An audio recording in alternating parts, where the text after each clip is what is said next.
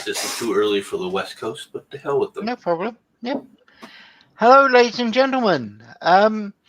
MC has some things he would like to say. But before he does, I just want to point out, run, lefties, run. All yours, mate. Oh, it's not just the lefties. Right? Now, for those who have missed me this week, and you're going to miss me next week too, because my ban is still not over. Yeah. For telling people the hard truth. And that's really what it is. Yeah. You may not like it, but it's the truth. I'm not going to pull punches and tell people a bunch of bullshit. That's not my tends that, it's not part of my natural state of being. It's not that I can't lie. It's not that I haven't lied. I'm not saying I'm perfect in that regard. But it's not part of my general state to, pull my punches per se. Yeah. You know what I'm saying?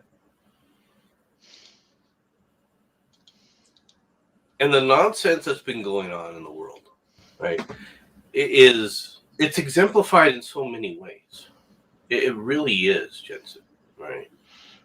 Mm-hmm. It's exemplified, by, things like, here, hold on a second. Yeah.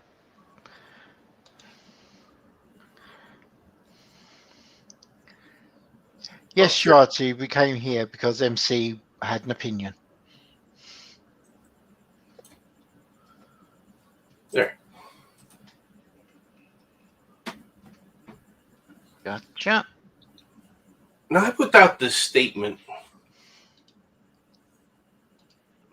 going on 2 weeks ago, August 23rd. Right? So it's close to 14 days ago. Yeah. Now, Karen decided to respond today. All right. And really what I think she really wanted to do is put her name out there. All right. And her little comment about vote no on recall. Yeah. Okay. Then talking about the recall election for Gavin Newsom, an absolute Marxist, heinous, sick individual. And for those who don't know, for those like Karen here, and I'm calling her Karen because of her statement, shut up and get vaccinated. Right? All I did was say that the FDA's approval of Pfizer will do nothing to assure the public. The FDA, the CDC, Fauci are all political. Tell me, why was Pfizer approved before Moderna, which was submitted first? Right? Follow the money. Nothing else changed. And hiding evidence only furthers the distrust.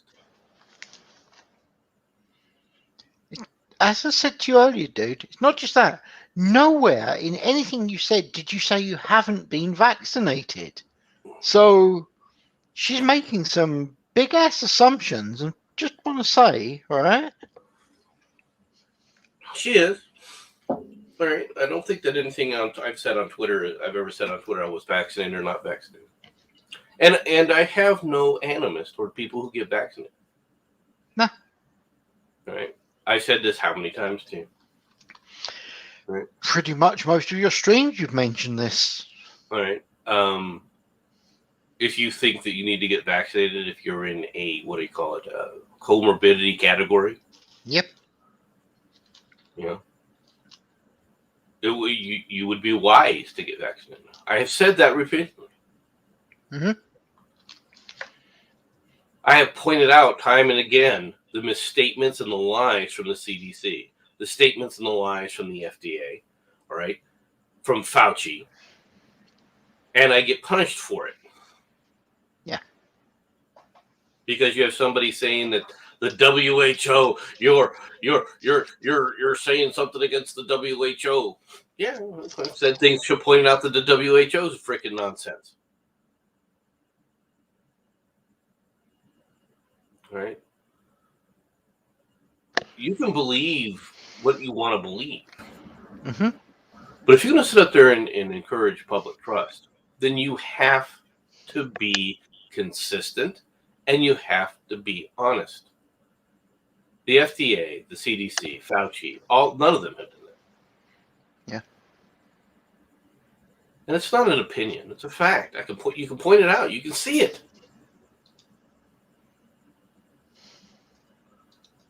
They attempted to cover up that there was a lot of evidence, and there's still a lot of evidence. All right, and it's granted it's all circumstantial that this quote unquote COVID-19 came from a lab. Yeah. Now, whether it was intentional or not, it's immaterial. The spread was intentional. There's no doubt about that. Okay, there's hard evidence that the spread was intentional, but nobody cares about that.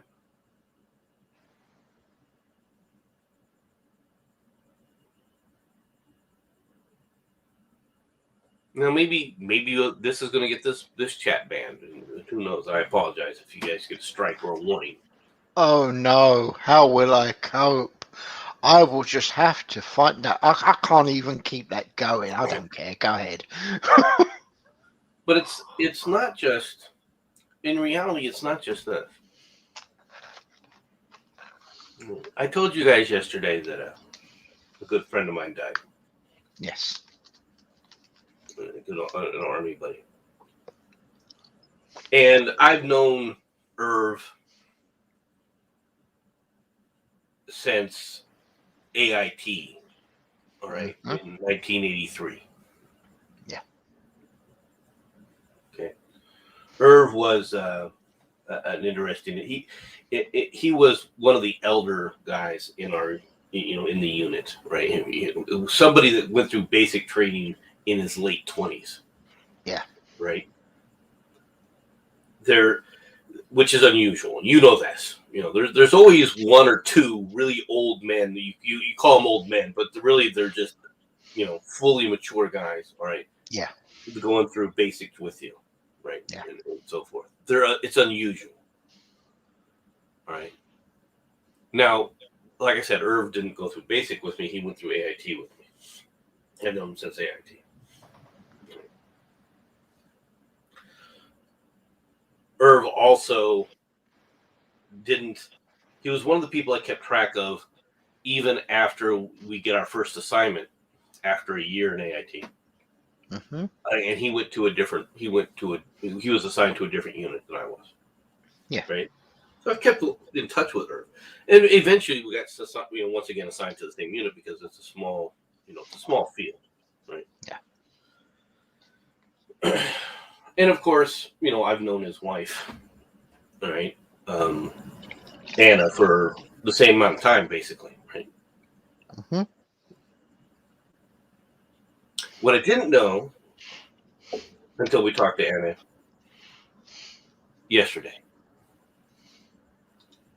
was that he died, right? Mm-hmm. That was their 40th anniversary. Oof.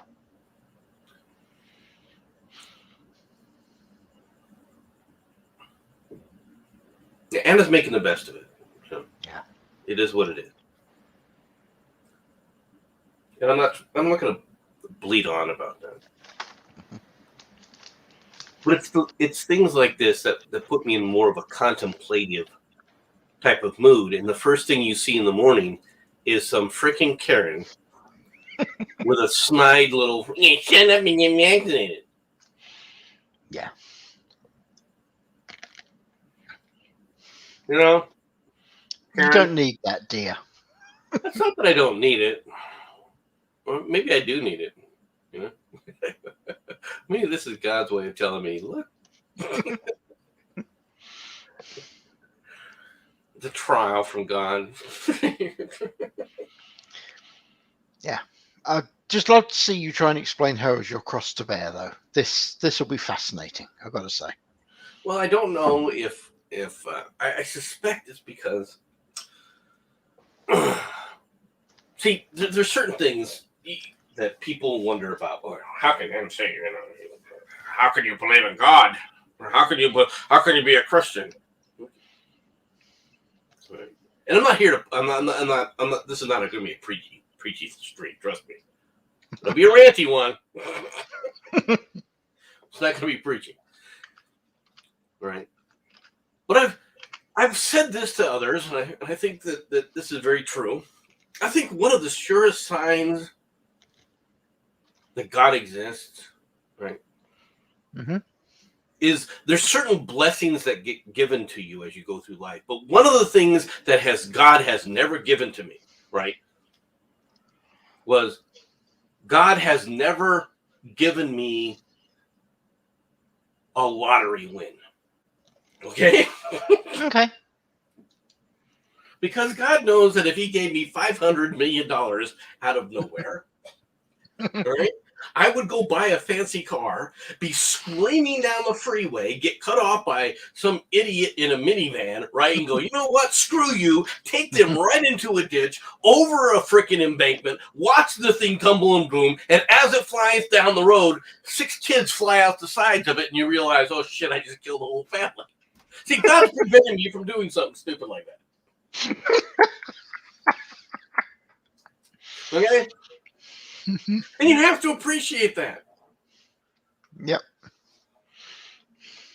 You have to appreciate, all right, there are certain crosses, when you have crosses to bear, you mentioned crosses to bear, God hasn't laid that one on me yet. I like your addition of the word yet, by the way. Nice. I've been asking. But, yeah. Now, Anna and Irv lived in, they live in California. So, in the northern areas of California. Okay. They have my sympathy for that. Absolutely nothing else.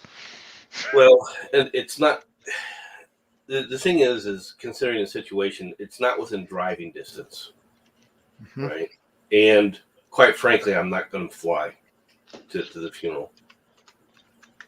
Yeah. Right. But it is what it is. You know, as you go through life, friends die. It's just the way it is. Yeah. Relatives die. Yeah. It is the way it is.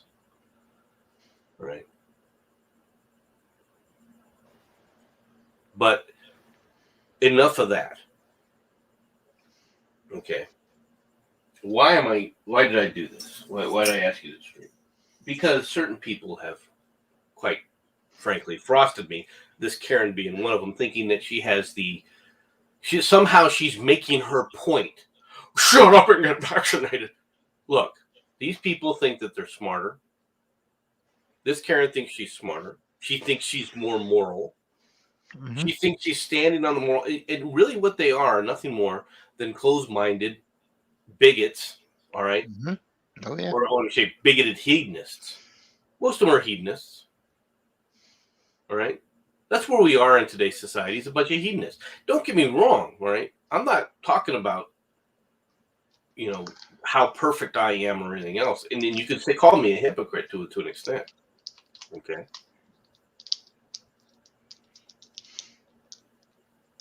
But we live in a hedonist age, folks. We live in an age where people are more interested in their own personal pleasures than they are in the reality of the world. Yeah. And they're going to pay a price for it. We're all going to pay a price for it. When you can't see the humanity in others. I agree with what Miss Merger said, by the way. Friends don't really die. Friends are just waiting for you up at the bar down in hell. Hopefully they're getting beers in.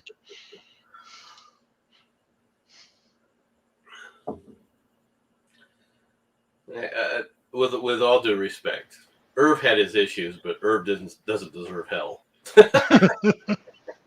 I think what she's doing is making the comment of also just don't go to die, they go to hell to regroup.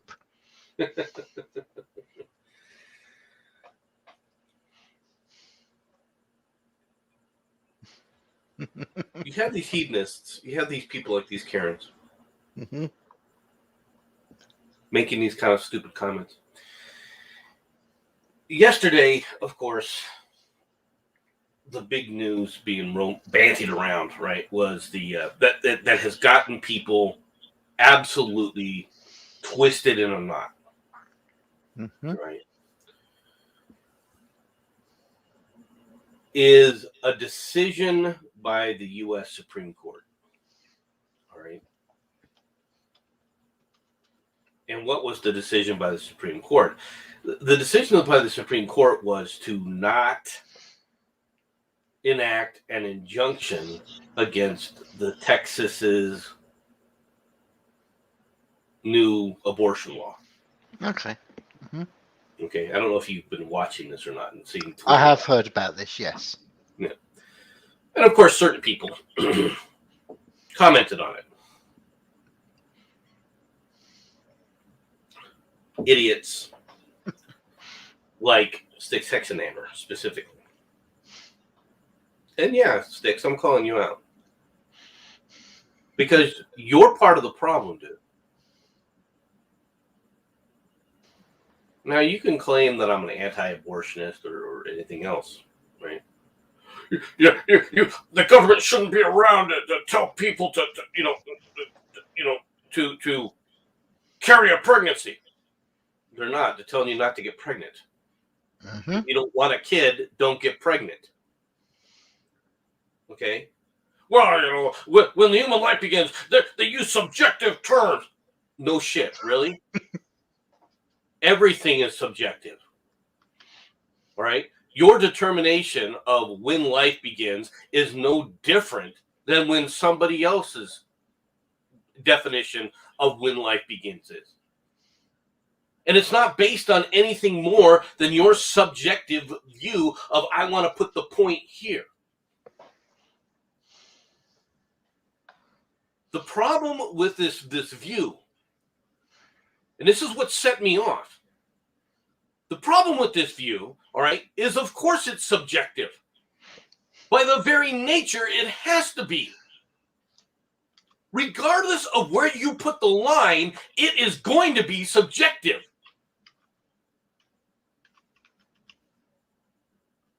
Whether you sit up there and say, well, a person's not a person until viability. Okay, that's a moving line. When's a person viable? And what's more is, if you come back and say that the person isn't viable, all right, how do you adjust that? How do you assess that? Is a person viable when they get cancer that can't be treated? All right? Well, if you can't live outside the womb, a person with cancer isn't going to live outside the womb. Do you get to shoot them then? You going to put them down like dogs? Is that your subjectivity? Why do I feel the urge to say, come and look at the pretty flowers? No, I'm not going to say it. I'm not going to say it. You get that scene playing from Soylent Green in your mind when the guy's laying there, right, in the Wonderland chair or the Wonderland gurney. Yep. Yep. Does that make me a bad person? No. Well,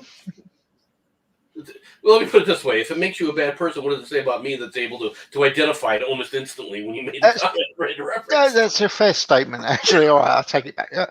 Carry on, dude. Reasonable point.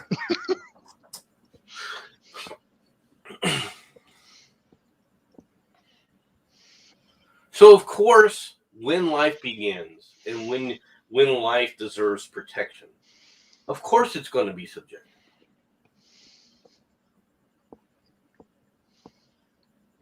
Well, I don't know how long. It's how long you can live outside the womb. Okay, is there a hard fast rule there? No, it's subjective. Well, can a person live on their own? So so an old man who barely can remember his name, and if he can remember his name at all, he's no longer a human being. So you get to shoot him in the head. Anybody can walk up and just club him. Is that your standard? Stop talking about the president that way. That's not reasonable, dude. It actually, well, when you start talking about subjectivity, it is. Yeah. You just didn't see. It's everything else that's involved in this. If you don't like what the ruling is, and to be honest, the ruling isn't a ruling. It's a ruling that says we're not going to step in and stop the law at this point. They didn't rule on the law. They just said we're not going to overturn it. They just said we're not going to overturn it at this stage. That's all they said. They're letting it play out through the court system. It's still going to go through the courts. And it's only in Texas. And the best thing about it, and this is what Marxists and idiot libertarians like supposedly Sticks is, can never get through their heads. I would rather, the legislatures be making these decisions than a freaking group of judges trying to determine, we're going to decide when life begins and when it doesn't. Because when human life begins is all subjective, you moron. Yeah. If you Sticks to even make that statement, it's just subjective. I know what you were doing. You're basically, once again, using an emotional argument because in reality, you are infected with leftism. You know no one's going to say, well, wait a minute. Isn't when life is determined, isn't it completely subjective to start with? Well, it's when you're born, when your mother, when you're born out of the womb. Okay, when you're born out of the womb, well, what about a cesarean? Those people don't count? They don't get born. They just get taken out of the womb.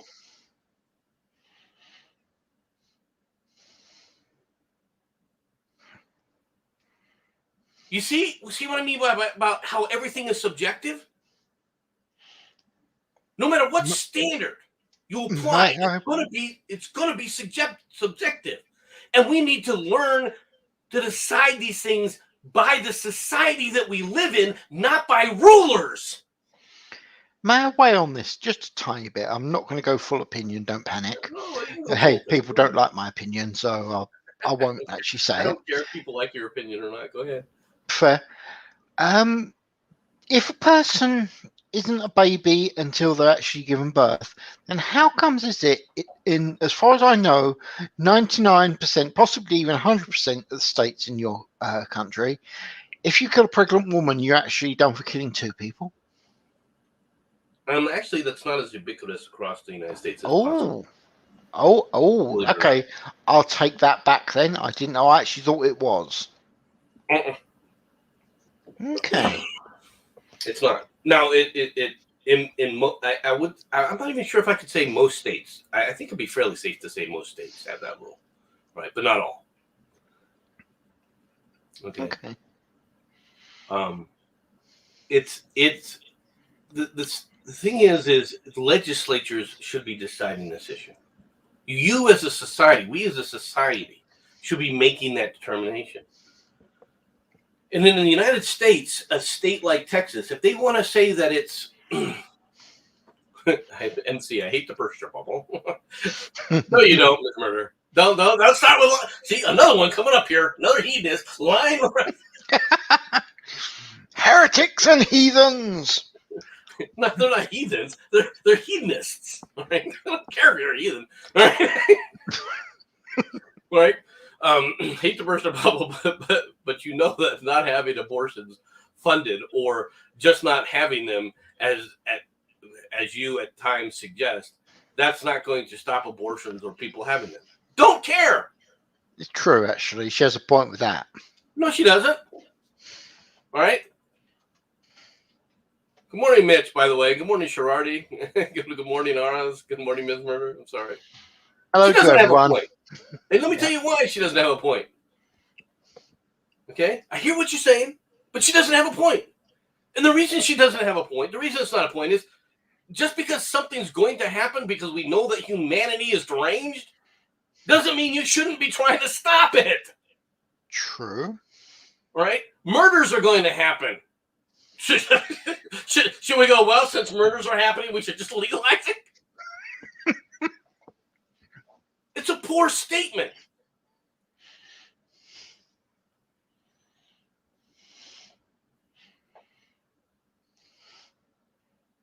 And that's not the point, Ms. Murder.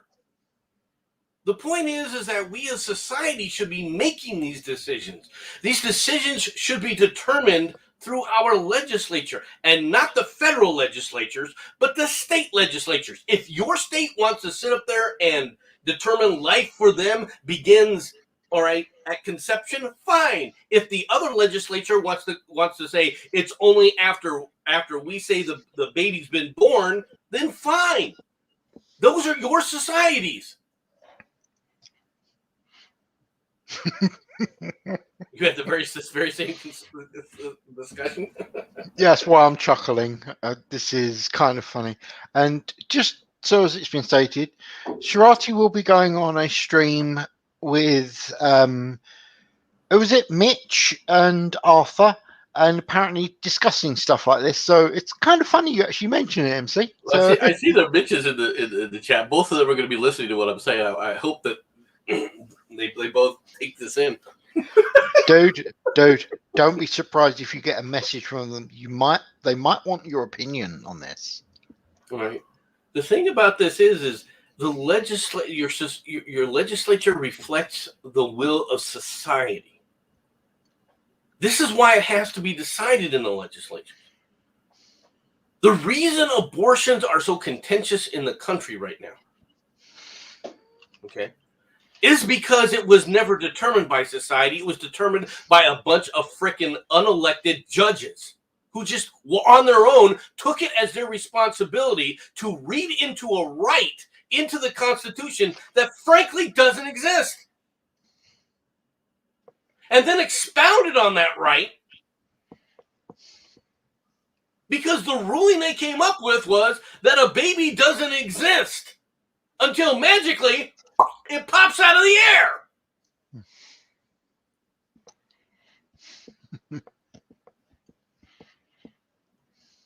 Why? Because they couldn't do the hard thing and tell people overall what you do is wrong. Just for a second, MC. What? Ms. Murder, I didn't realise about the whole killing the pregnant mother wasn't double murder. I actually genuinely thought it was, because I know over here it depends on the state. No, true. But it depends on the state, and that's the thing, Ms. Murder. There are states that do consider it a double homicide. It's not all states, all right, but it is a state-by-state legislation, and you can be charged with 2 murders if you kill a pregnant woman. See, that's what I heard. That's why I went with that assumption. Stupid me, but you know. Sorry, Jensen. I'm trying to do something while I'm doing this. I see Nerd in the chat. Yeah, mate. Right. Hey, voice. How's it going, and man? It still comes down to, it all comes down to, right, when does life begin? All right. And if you have to understand when that selection has to be determined. Right. Yeah. That's the issue. All right.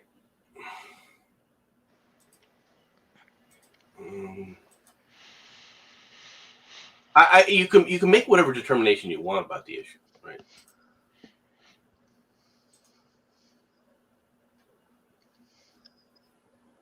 But what are you going to do with it?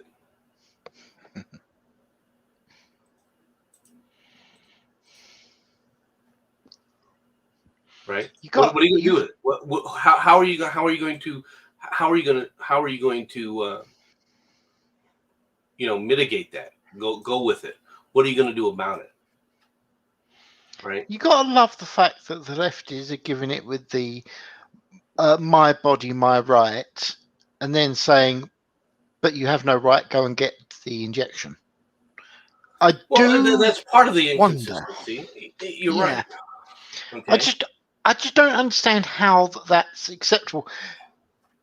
Maybe, again, foreigner, I know, I get it. Maybe I just don't understand how it was. But to me, it seemed more than just a little fucking hypocritical, quite simply. That's not what I wanted. Okay. Well, we'll just do it this way. Mm-hmm. Can I do this? No, I can't. Can I hide this? No, apparently not. Okay. Anyway, let me share this.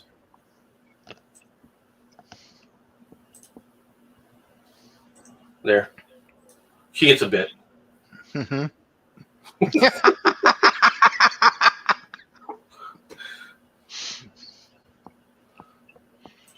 We can do this for you. Yay, kitties. Mm-hmm. Although some of these I think are dogs, so technically, but it is what it is. Yeah. You've actually got a couple of kobolds and a couple of kitsune in there. I won't worry too much. It's animals. I'm not complaining. I didn't think that you'd care a whole heck of a lot. I like monster girls. What can I say? Falcon's in. Okay, anyway.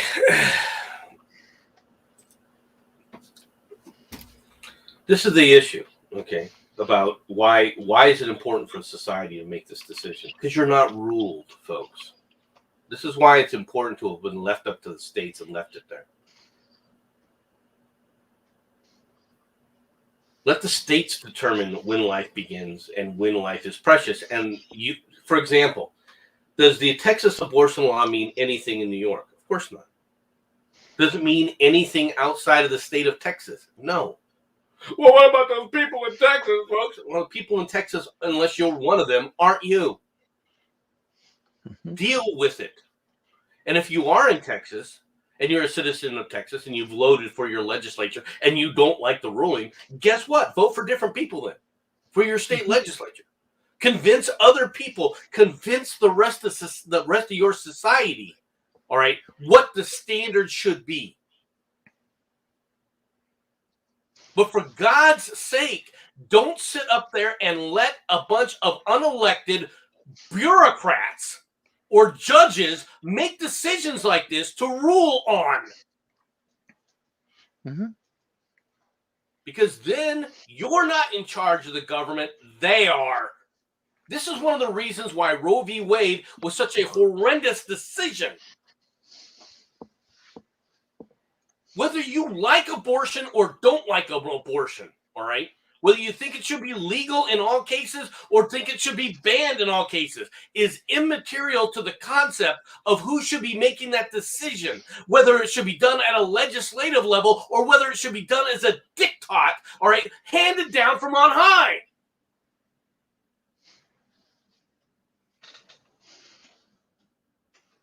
And don't come back with some kind of moralistic harumphin. I'm saying it's a subjective standard. It's a subjective standard when the whole concept of when life begins is subjective to begin with.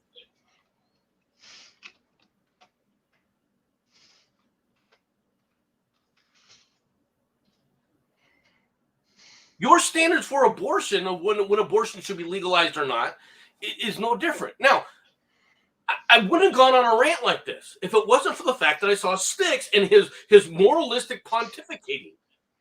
When you talk about Karens, he's no different.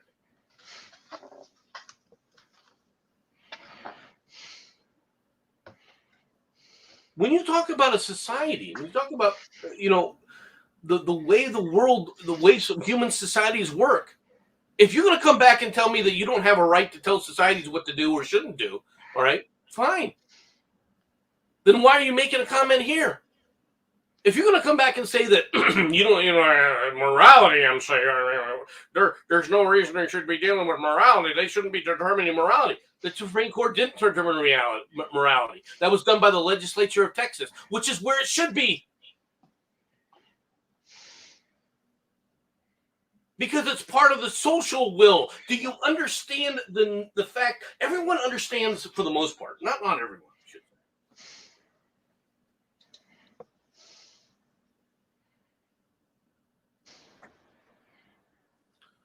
Thought I'd let you have that one. Abortion should be legal, but subject to adjudication and due process. Actually, if I may, I would like to argue that it's really funny because I've got a really fascinating idea on abortion. But going from that, How can abortion be legal when it is, by definition, the planned death of a being? Now, a planned death of a being, especially a human being, is murder. Okay, so you're going to argue, yes, but it's the legal death of a murder. Yeah, how can you define the legal death of a murder? If you take it in its ultimate literal form, we are following the Ten Commandments by the creation of both of our governments, quite simply. And if I'm wrong, I don't think I am, but if I'm wrong, I seem to remember that your man climbing up and down the mountain brought back a lump of stone that said, "Thou shalt not kill." No, well, that depends on which reading you're looking at, then, because it wasn't "Thou shalt not kill"; it was "Thou shalt not murder." Okay, well, again, But I'll what accept the is murder? difference. There's a huge Yeah. difference. Right? It's not a good difference necessarily, but there's a huge difference. Okay. And it comes down to the whether or not the decision to kill is made by society, or whether or not the decision to kill is made by an individual. Fair. By the way, there's a bacon war about to occur in chat. Just letting you know. Bacon is secret. No, but Ms. Murder's comment, I mean, hey, you want to get rid of all abortions, MC, then make it a part of legislation that says that I can get sterilized when I decide I don't want children. That would fix it. There's nothing stopping you from getting a hysterectomy, Ms. Murder. Apparently there is. Apparently, age 29, she can't have that. Well, I don't know how it works for you guys. She's in her own. That's her state. Okay, there we go. That's, once again, different states have different rules. It's not a federal rule, Ms. Murder.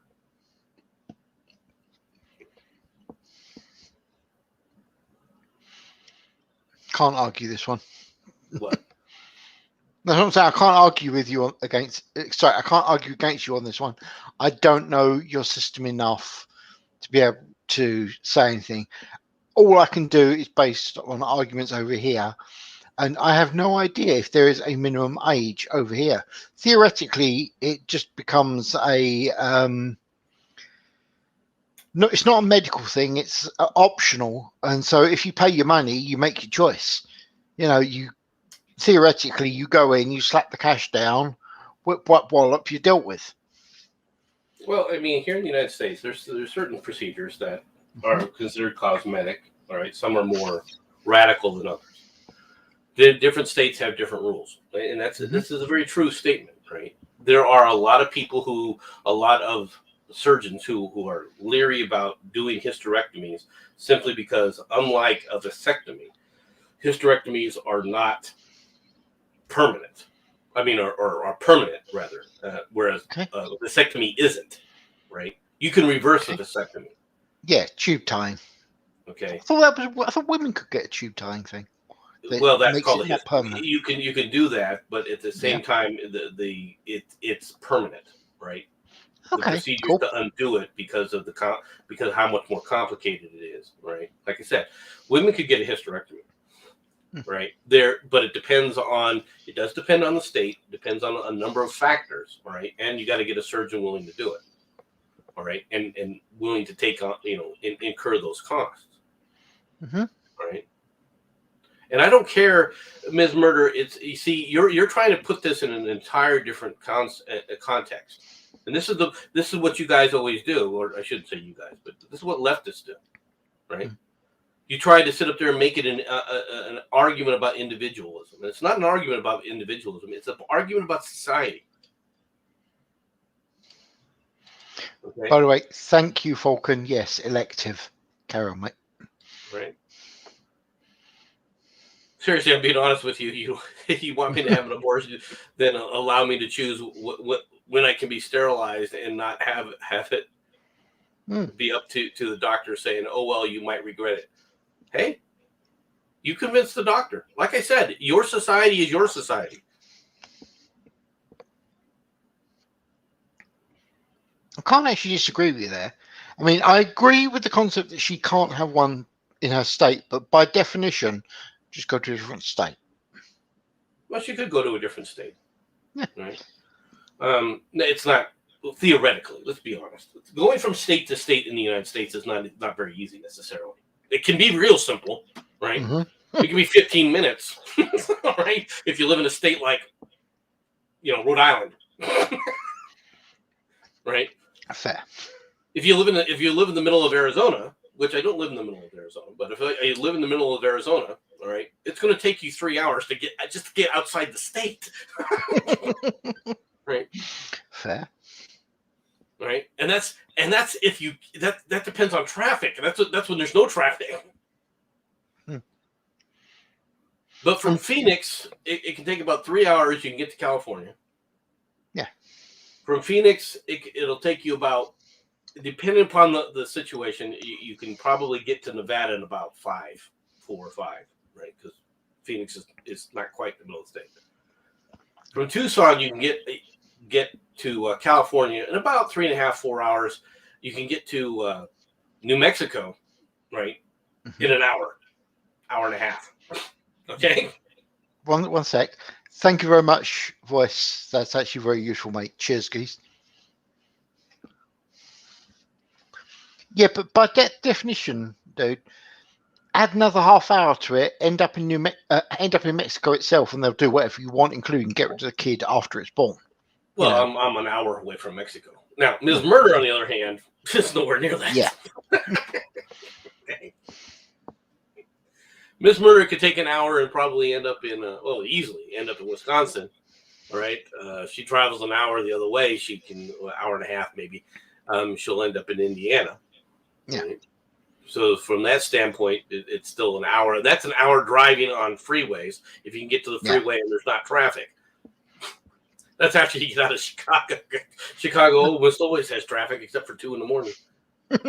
That's acceptable. And by the way, Miss Murder, I agree with you. They should allow you one or the other. I'm not disagreeing with you whatsoever. I actually, not only do I agree with you, I fully support you. Sorry, man. I just need to say that. Once again, though, Ms. Murder, you're not listening. You're putting this in an individual, personal context. It isn't a personal issue.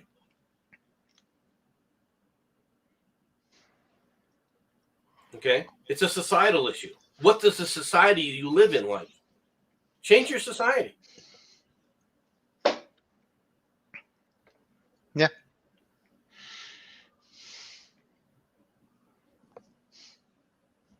You've been looking at us. You're having a problem.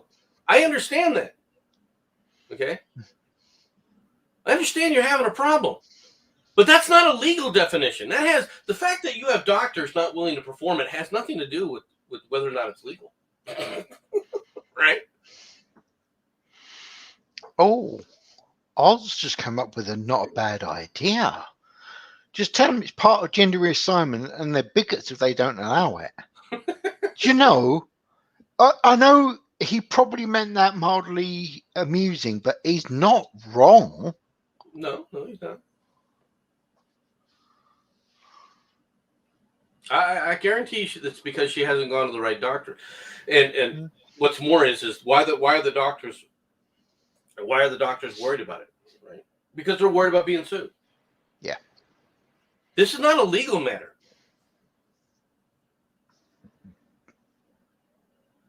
Okay?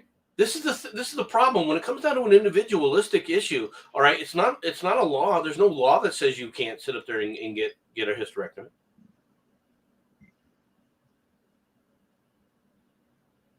Where's the law in that? The law is there's nothing stopping that. Welcome to life. You can't do something you want to do. Hey, wow, gee. But it's not because there's a legal standard in your way, Ms. Murder. Why should I be enforced to endanger myself by lying to my doctor?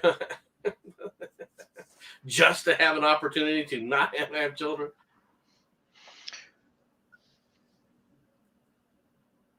This is the time to call 1000 your blood war.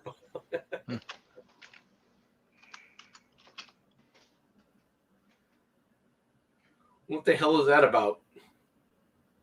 I have no idea.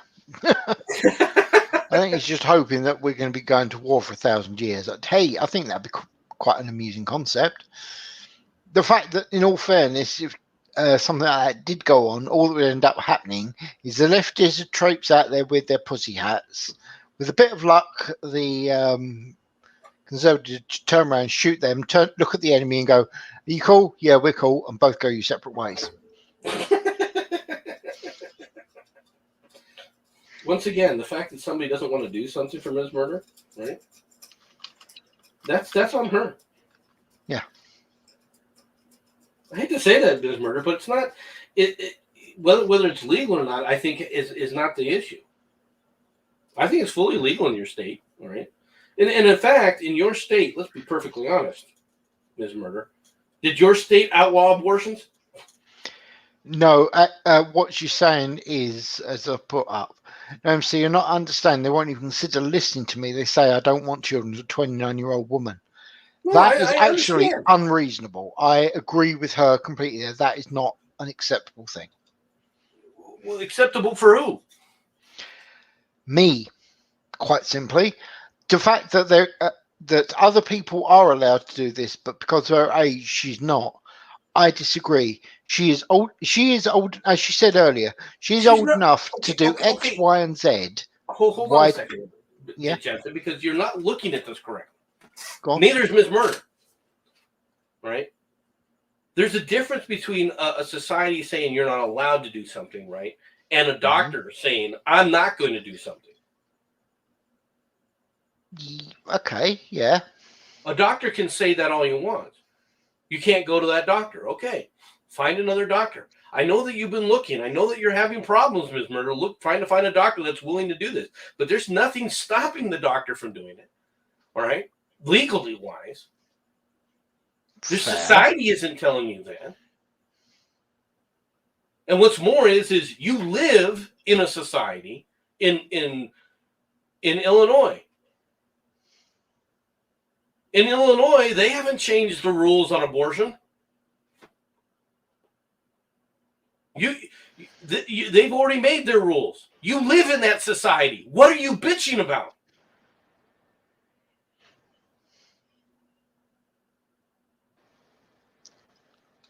I think that's her argument. It's not illegal. It's not legally illegal. It's illegitimate. Yeah. No, we won't perform this perfectly safe procedure because they feel a 30-year-old woman isn't capable of deciding. That's not what that has nothing to do with it. That's not why they're making that decision. They're not worried about that decision from you. They're making the personal decision. I don't want to take the risk and be sued later on. Okay. You're going to tell me that the doctor doesn't have that right?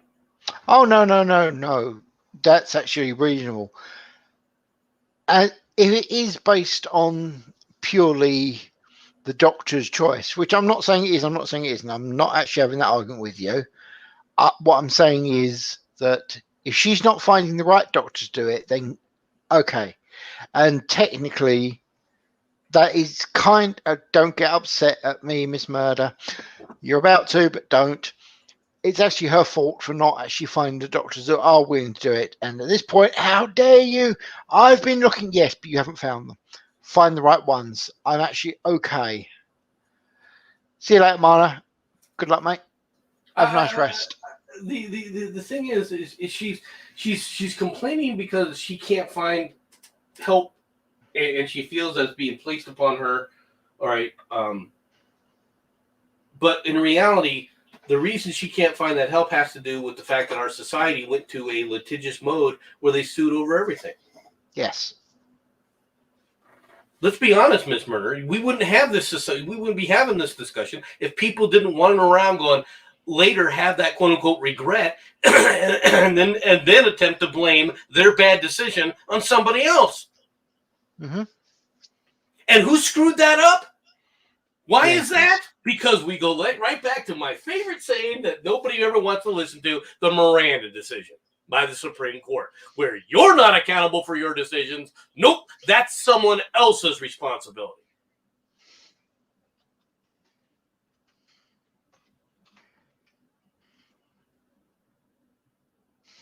So she's stuck in the society where they like litigiousness, right? She's stuck in the society, however, that also allows abortion. So you have no complaint, Ms. Murder. You have what you asked for in the first place. Your society isn't letting you choose, but at the same time, your society allows abortion. So you should be happy, right? Or am I missing interesting concept there? See, as far as I can tell, and I'm willing to be wrong, but I don't think I am. Although she's comfortable with the concept of abortion, she would actually be comfortable with not aborting if she could just have the sterilization. And that part, I completely agree. It's the abortion part that I actually disagree with. But then again, the thing that really pisses me off about abortion, and I don't mind saying this, I don't care what people think about it, to be honest, is when people think that abortion is just another version of birth control. That gets right up my nostrils. It really does. It's a matter of infanticide. Let's be honest. Yeah. Right. When you look at it from that standpoint, it's a matter of infanticide. Yeah. Okay.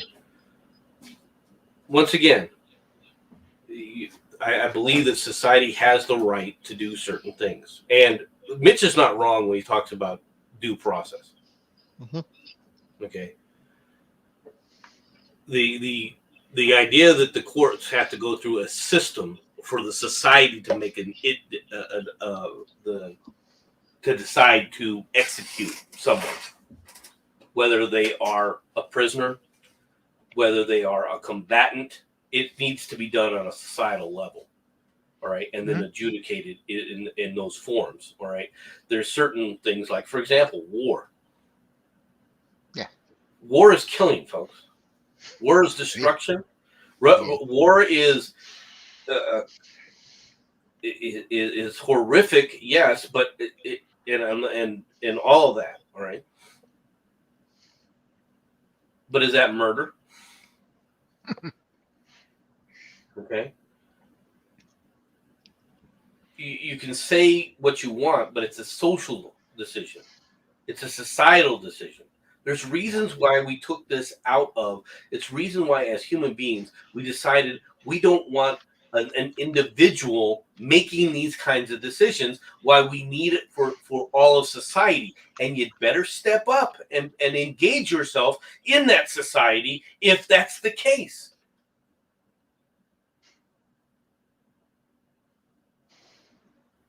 Defense is not murder. No, it's not. I understand, Ms. Murder, that it isn't just one doctor that's told you this, all right? I understand that you're getting stepped on, all right? But once again, it's not a legal decision. You know, I hate to say that, it's not.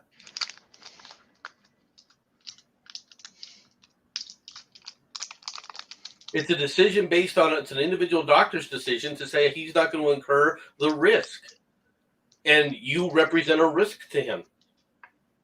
That's reality, not to society.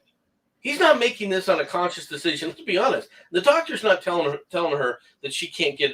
He's not going to perform a hysterectomy on her because he thinks she's too young, right? That was decided by society, right? He's telling her that because he doesn't want to incur the risk. Because he has friends of his. Because he's been advised by legal counsel, don't do it.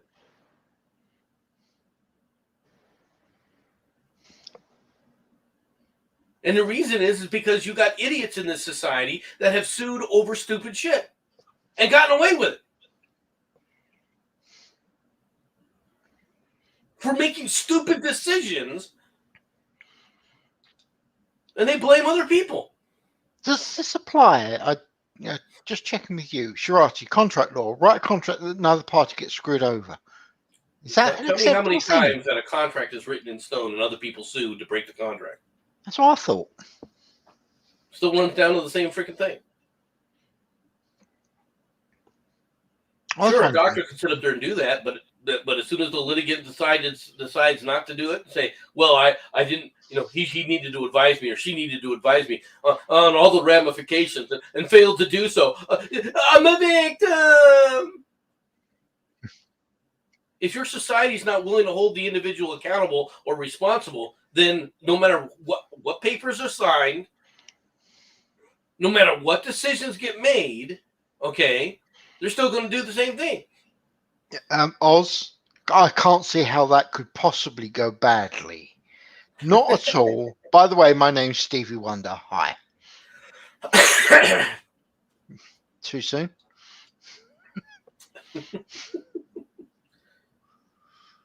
Make a law that says that doctors are not legally accountable. Look, yeah, I personally don't have a problem with that law. All right, I really don't. But at that point, also, if you're going to go to that point, then doctors no longer are individuals; they are now property of the state, and their services by the state then become, if you want to become a state dog, then become a state dog. Jensen and I have been there.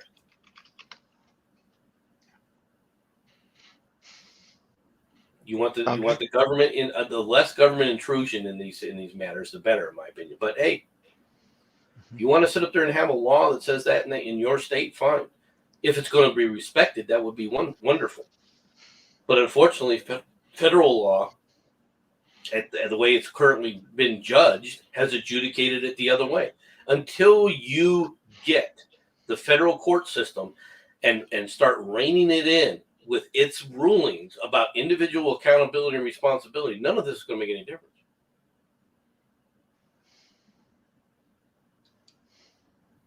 And I feel for Ms. Murder's circumstances, but guess what? Just because you're running into difficulty doesn't mean that the state needs to get involved or that the state should be involved. State being represented by society. And this is part of the social dynamic that goes on. There's always going to be a struggle in the West. Okay? There's always going to be a struggle in humanity. It's not even in the West, in humanity. The struggle between individuality, right? And society. There's always going to be that struggle because human beings are social creatures, and at the same time, we're also individuals. There's always going to be a dynamic there.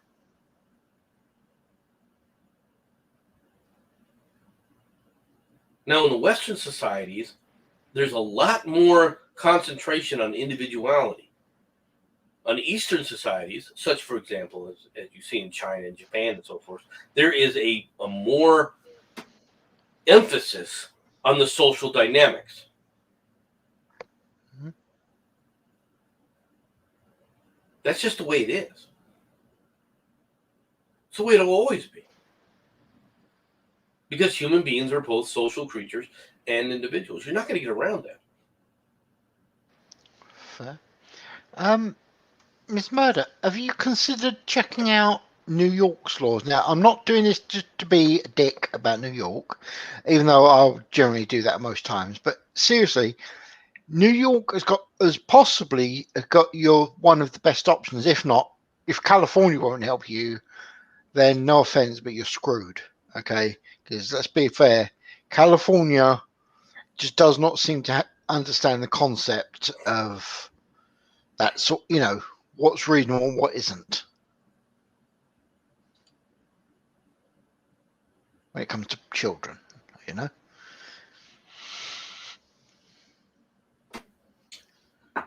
Just a thought.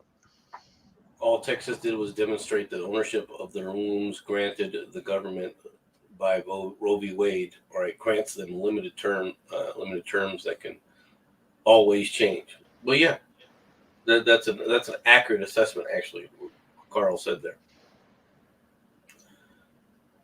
But that has nothing to do with the problem that Ms. Murder's having. No. Ms. Murder is not having a problem with abortion, right? I mean, she dragged her personal view in this simply so she could sit up there and create an individualistic viewpoint rather than a social argument, right? And her feelings that Well, I'm me as a woman that's not being respected. Well, okay, you can say that. I don't think it's necessarily an accurate assessment. I'm not saying it Okay. isn't. Right. Again, this is all part of me with the lack of understanding, yada yada yada.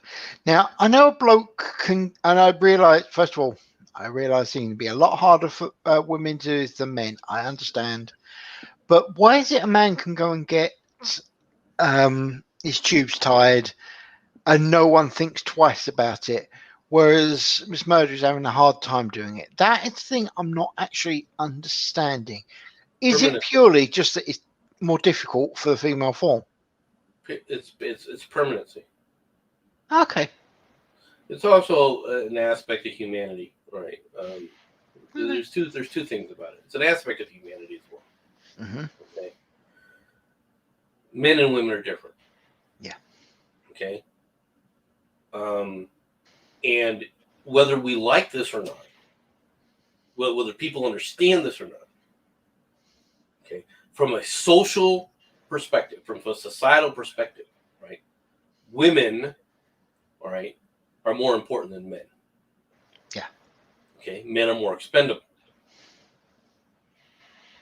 Right? But in order for society to continue to exist, you need to have replacements because human beings don't live forever. Shirachi is pointing out that it's not permanent, MC. What's not permanent? Woman tying her tubes.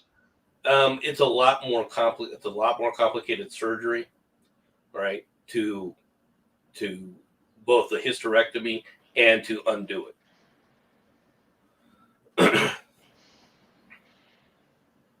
It's a lot more complicated. I always thought hysterectomy was removal of the womb. And there's also a different fact as well. Mm-hmm. A woman having a baby when she's 20 is a hell of a lot different than a woman having a child in her late 30s, early 40s. Mm-hmm. Okay. There is a significant difference. All right. In how that goes about, how that takes place, and how the woman's body in the ease of birth and so forth. Right. I'm not gonna. I don't want to go into some of the different dynamics involved. Yeah. Right. But I know for a fact. Now look, back in the olden days, right? For example, in my mom's age, right? My mother comes from a family with 14 living brothers and sisters, right? That got to adulthood. Okay, 14. Her mother had 18 children at any point in time, depending on how you describe it. 18 kids. Right? Mm-hmm. Now, you think on that and you go, wow. Right, especially with today's mortality. Mm-hmm.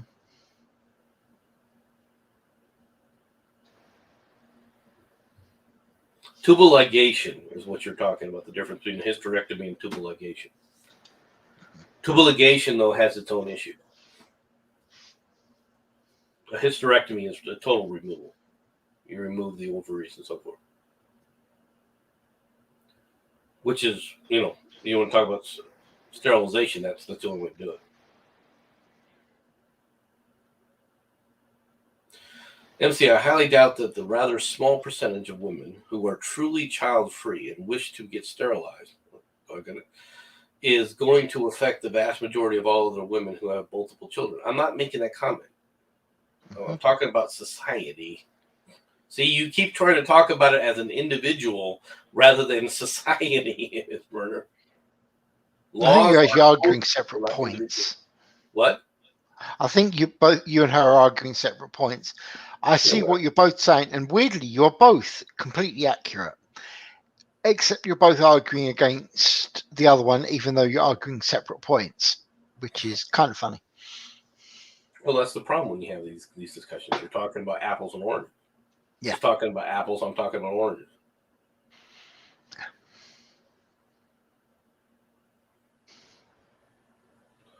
MC, they won't. I feel for you, Ms. Murder, but guess what? I'm not the one. I'm not the one who. I'm not your doctor. There's nothing legally stopping you. The fact that you're having problems isn't my issue. Are you going to tell me doctors should be compelled to sit up there and perform a surgery?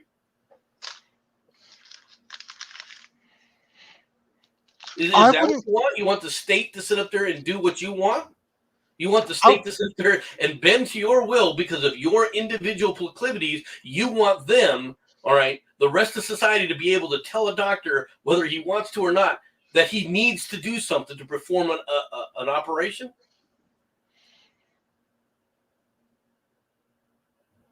I'm surprised they can, anyway. I'll be honest. Well, technically they can to an extent, but there's a lot of dynamics that get involved in this. Do you want the state to be able to impress upon you to tell you can do things? Yeah, I trust the state. Oh, sorry. Did I say it out loud? I mean, we've already gone through that. We volunteered to go through that. Yeah. All right. You know how stupid some of those people are. Right? Your term for them, Ruperts. You want Ruperts over in the civilian life too? Jesus, no.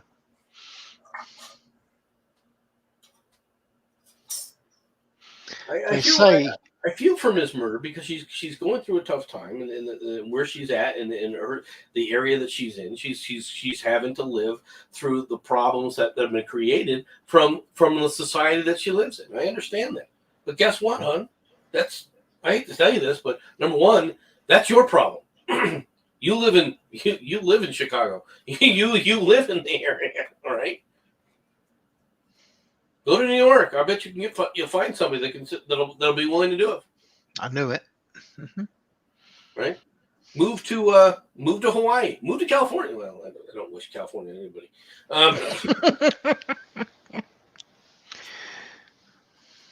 Definitely not going to wish it on somebody like Ms. Murder because Ms. Murder is a good person. Yeah. Right? She's struggling with a problem that she's having, and I understand her reasoning. And I understand why she's feeling put upon. Yeah. But that's not the state, That's the consequence, and it is a societal thing, though. It is an issue she's having with her society. Yorkie, if you want to know what you missed, mate, we've decided that we're getting rid of everybody below the age of 28. Shit, I wasn't meant to tell him yet, was I? Oh. Yeah, just Yorkie, there's some lovely flowers over there. Just go and take a sniff. It'll only take a moment.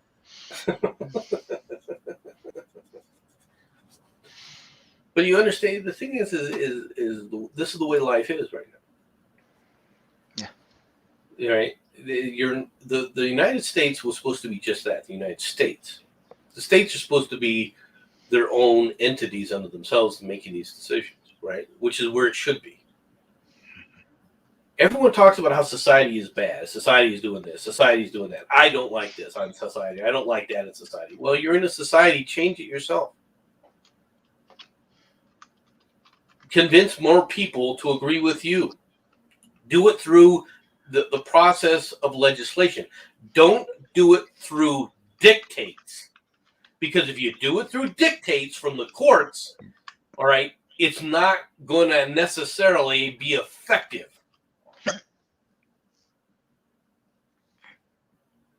It's one of the problems with the Roe v. Wade. Right? I never said you were going to die, Yorkie. We'll just keep parts of you around for further use, experimentation, or, I don't know, poking out with a stick, depending on what mood we're in. Well, that goes back to other issues that we have in our society that are coming. Right?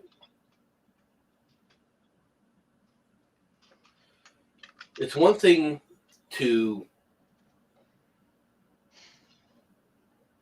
issue bans, like certain procedures are banned, certain drugs are banned, certain, certain actions are banned, right?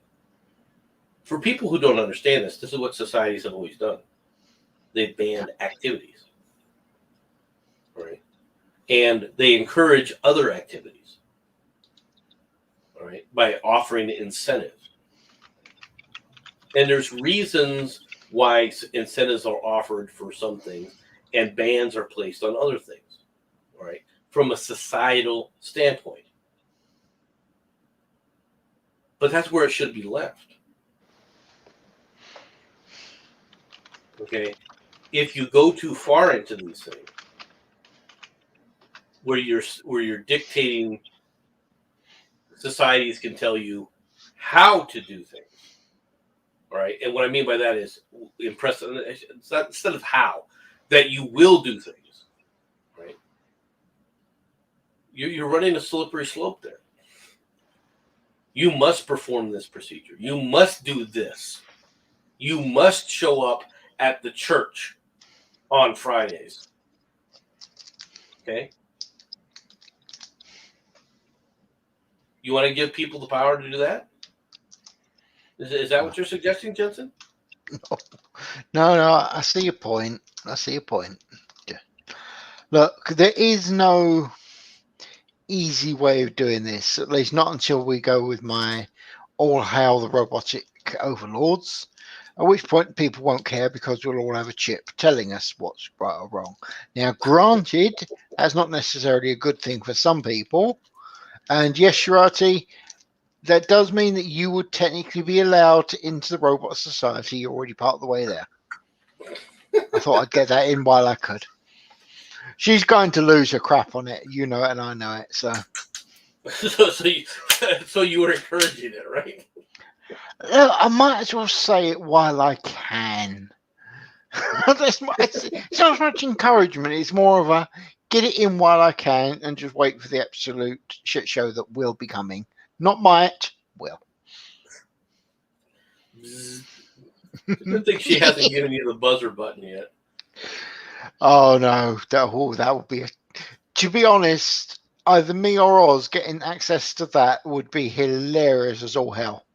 It has to be said. She would never be.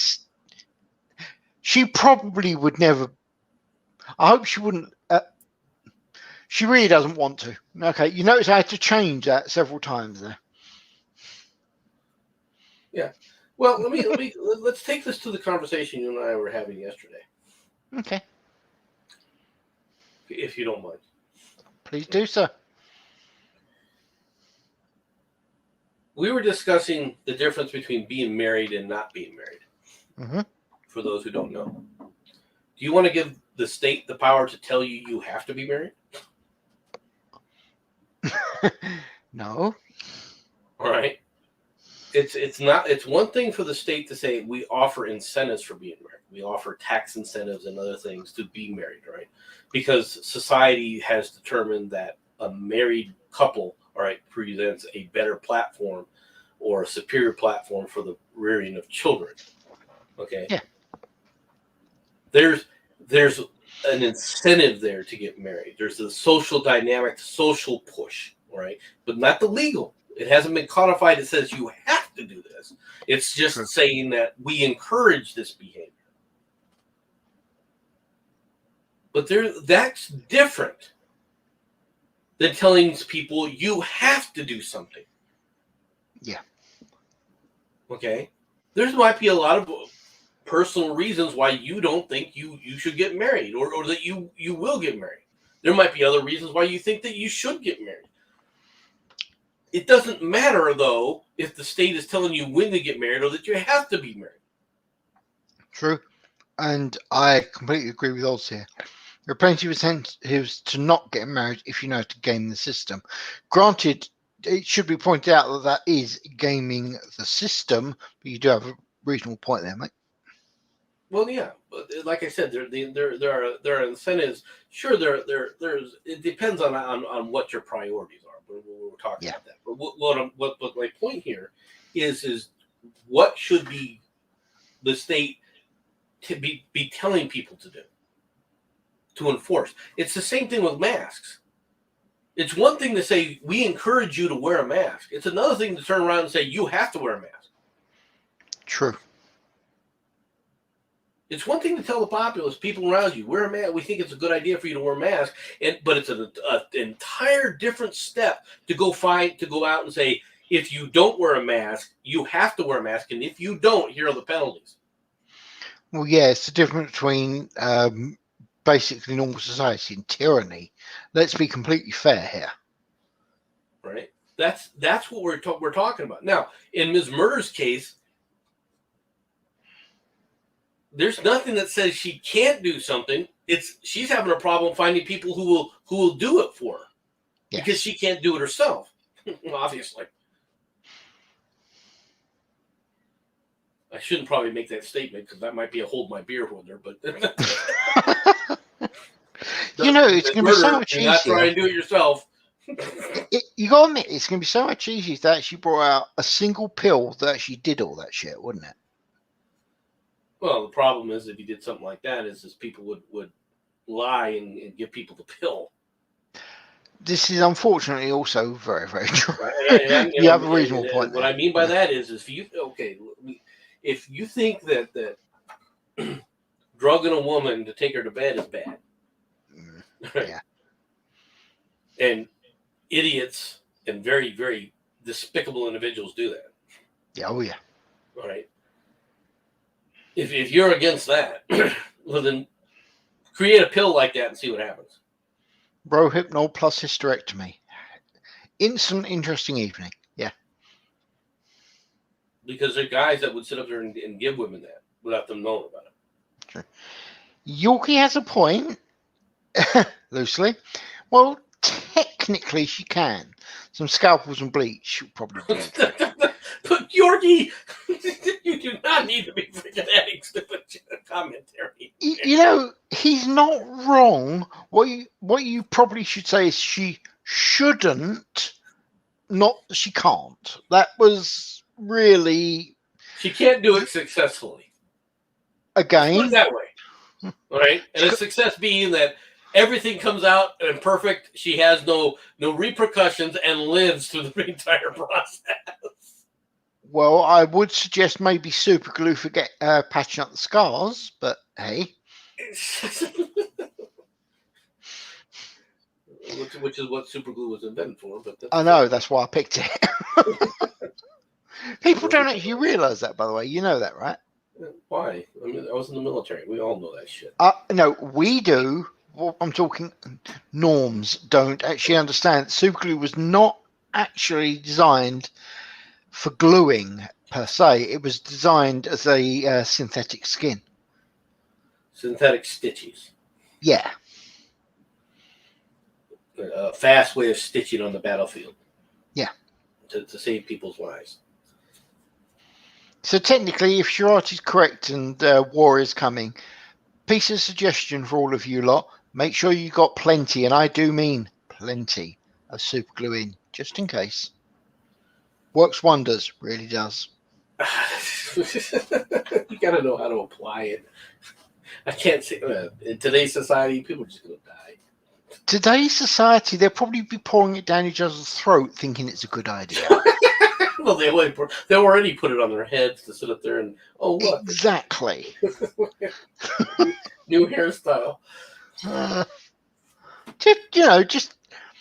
Just pointing out, if you are going to be doing this, prepping for the big one to actually hit, make sure you got some super glue in it. Consider it part of medical supplies. I mean, you can do. There's things you can do with it. I can't deny that. But yeah, it's not the best idea. But that's just me. It's just me. But, and hell, if you get the opportunity, ouch, so you can prevent pregnancy. Just saying. Yeah. Do you remember the story that MC had about the guy who used epoxy resin to prevent pregnancy? End statement.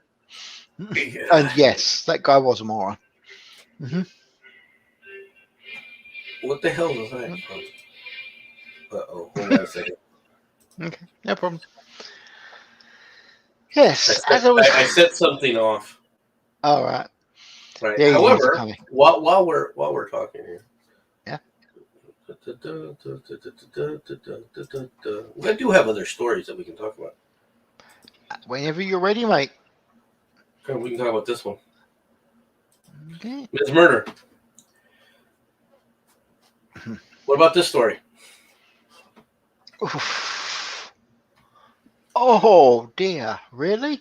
I can't see that going badly. All right. Chase basically canceled this guy's credit card. Sent him a letter, right? That they have a letter and they've posted it saying that they represent a reputational risk to the bank, so therefore they're canceling their card. The backlash that they received, that Chase Banks received, because Michael Flynn is obviously a polarizing political figure. Yeah.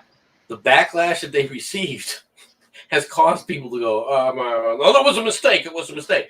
How is canceling a credit card, a bank canceling a credit card, a mistake? Yeah.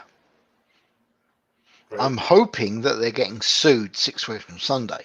I really do, because you're idiots doing something like that. Well, the problem is what are you going to sue them for? Defamation of character. Well, how is that a defamation of character? They didn't go around telling people that they did this. By cancelling their credit card, they're actually declaring that this person is an unsafe credit risk. Correct me if I'm wrong, and I'm willing to be wrong. First of all, hey Jean, that is actually defamation of character. No, that's kind of hard to make that kind of a statement when you say that they have the right to sit up there and determine who they're going to lend to or not. Yeah. Look, we both know full well that there are, a lot of this stuff really does need to be organized of who can do what and when. It's like the whole YouTube thing. They're not doing anything wrong with the way they're treating me because it's their, thing. They control their company. Okay, And the difference is between, are they doing something wrong or are they doing something illegal?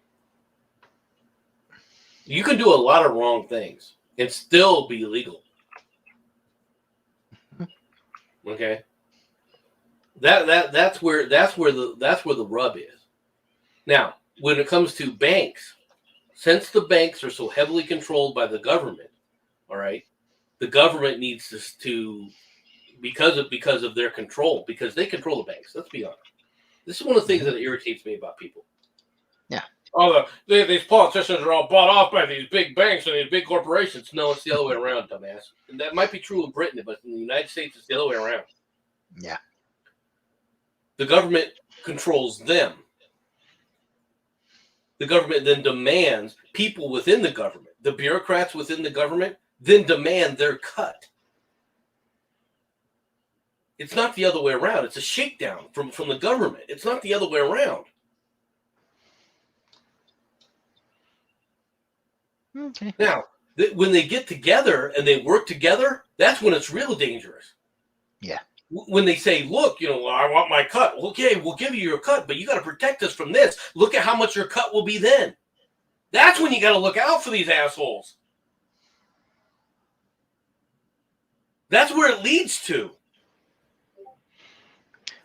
I'm going to say it. I'm going to get in trouble for it. But I'm going to say, didn't you guys ever learn about robber barons? The robber barons. Okay, let's talk. Yeah, I'm going to get a bit of history for you. There you go, mate. Well, no, I'm laughing because I had to give a history lesson to my daughter last night. All right. Right. Let me ask you a question, because you probably don't even know this, or you may not know this. You have diesel, right? Yes. And you have gasoline. Yes. If you're going to ask me what's the difference, I will tell you now, I have no freaking idea, mate. I was going to ask you technically what the difference was. Okay. I was going to ask you, all right, Mm-hmm. Why do passenger cars use gasoline and why do big trucks and so forth use diesel. I don't know. No, it won't be that. No, actually, I have no idea. And Yorkie said he sent you an article he thinks we'll both enjoy. I'm guessing he's probably DM'd it to you or something. So this one's all you, mate. West Belfast mum shocked after getting wrong cat cremated.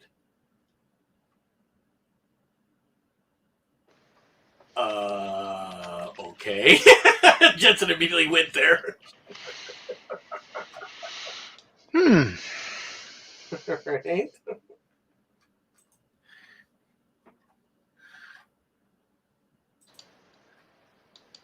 You want to? Here, I'll share this. Yeah, I'm ready for it, mate. Did she get her live cat cremated? That was the bit that I thought we was going to go towards.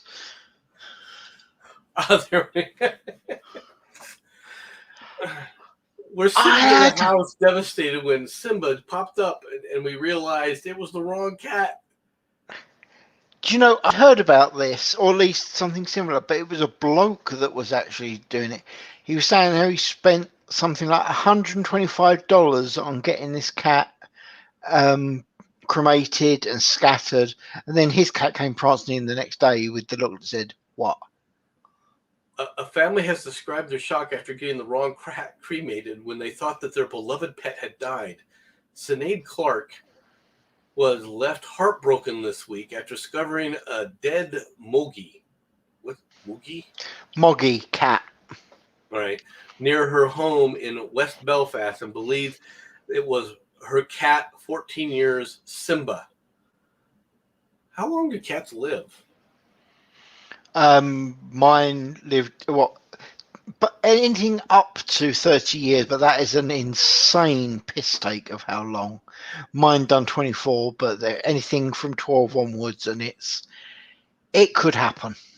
Okay. I'm just wondering about that. Wanting to ensure that it was treated respectfully after its death, the cat was taken to the vets in order to be cremated, with Sinead also buying a memorial stone in honor of her pet in the family's garden. However, later that night, as the family was mourning the loss of their pet, Simba suddenly showed up, surprising everybody. Mm-hmm. Pet cemetery, dude.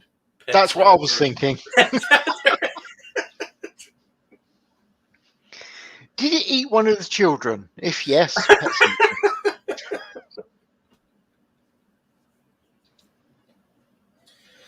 Are you ready to get banned? Always. This is hello. Have we met? Yeah.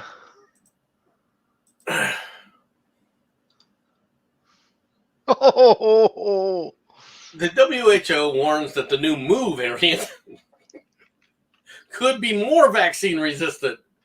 The World Health Organization has designated the Mu SARS-CoV-2 strain, first detected in Colombia, as a variant of interest, adding in its weekly bulletin that it will be monitoring the variant's spread.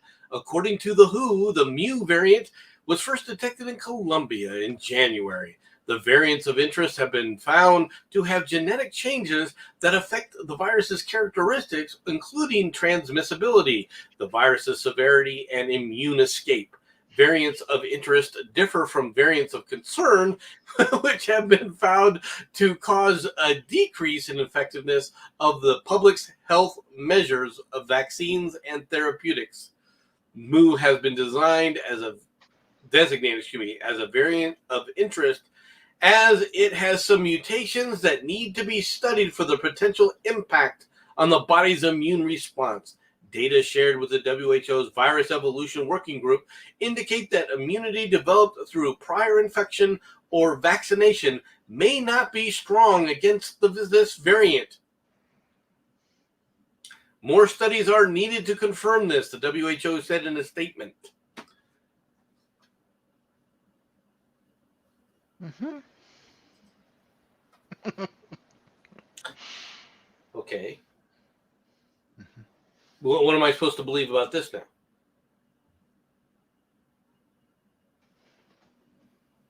Is its lethality better? Other variants of interest include Eta, Iota, Kappa, Lambda. Yeah, seriously, they are just going down the list, inventing it as they go along. Okay, does that give you an idea of how much I don't care about being banned? Right? Seriously, that's what I think they're doing. I'm telling you now. Okay, save time, people. Get to Omega and just have it kill your ass. It's just easier. I have Omega COVID. You know, that's it. They got people wrapped around the axle because they want to self-medicate using drugs that are not approved by us, by we the governmental experts. We're the ones who are determining whether something should or shouldn't be used, not your doctor. Okay. What you mean is we the people that are getting paid to do this. I understand what you're saying, mate, but I realise why you didn't necessarily use those exact words. I did. Right. This is you wonder why nobody trusts the government, right? Mm-hmm. Why should I trust the government? Why should I trust these people? Hey, Karen, are you listening to me? Yorkie, not that I know of. That he's saying, do any of these strains have a kill rate of 10% or more? Not I know of. But I should point out, especially to me and you, as we're English, the AstraZeneca version has a 25% chance of actually giving you a stroke. So, yeah, 1% chance of dying from COVID versus a 25% chance of dying from a stroke. Yeah, obviously 1% is far greater than 25%. Well, Everyone hold knows on, that. but your chances of getting the stroke is not 25% from AstraZeneca. No, actually, that's what has been said. 25% chance of a stroke, or 25% of dying from a stroke if you have a stroke. No. I will be fair. Of getting a stroke. I have to say, yes, that part is different. You're telling me that 1 in 4 people who get the AstraZeneca shot get a stroke? Apparently that is what it's supposed to be. There is supposed to be a 25% chance. I think that if that was true, and I don't think it is, but if it was true, that would be half of Britain. Exactly, that would be all over the bloody news. That's an insane number. But that is something I have seen. You have a 25% higher chance of getting a stroke. That would be a much better chance. I would accept that. Well, okay, that has to be how that is, because I hope so. If 25% of the people in Britain taking the AstraZeneca were getting strokes, Sean, I've had one. You want to talk about your hospitals? You want to talk about a drain on your hospitals? Oh God, yeah. Sean, I've had one myself, mate. I agree completely. Not recommended. Definitely 1 out of 10. All right. Strokes are less than fun. The human body dealing with strokes is interesting. Yeah. Right. There are people who've had multiple strokes. Mm-hmm. Okay, and sometimes the strokes are, quite frankly, relatively mild. Yeah. And I use that term relatively, right? Because I don't think a stroke is mild at all, right? Because what a stroke is generally is it's bleeding on the brain. Yeah. Right. So there are problems there, obviously. Okay. My mother-in-law had a stroke, and when she had the stroke, it changed her personality, and it's unfortunate. Yeah. Okay. Before she died, right? And the thing about it is getting a stroke. I mean, a lot of people don't understand this. When you go into certain procedures, right? She had come down with, breast cancer. Yeah. And as part of the procedures, they were giving her drugs and stuff and so forth, right? And basically it kicked off a heart attack.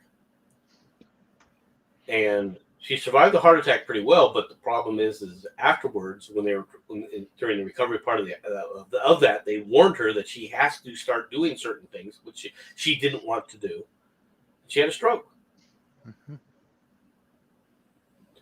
Now, that's that's life, unfortunately. Right. Yeah. Now, eventually, she recovered from that to a point, but the reality is, after the stroke, she was never the same. No. Personality wise, being able to take care of herself wise, everything was that slide downhill, unfortunately.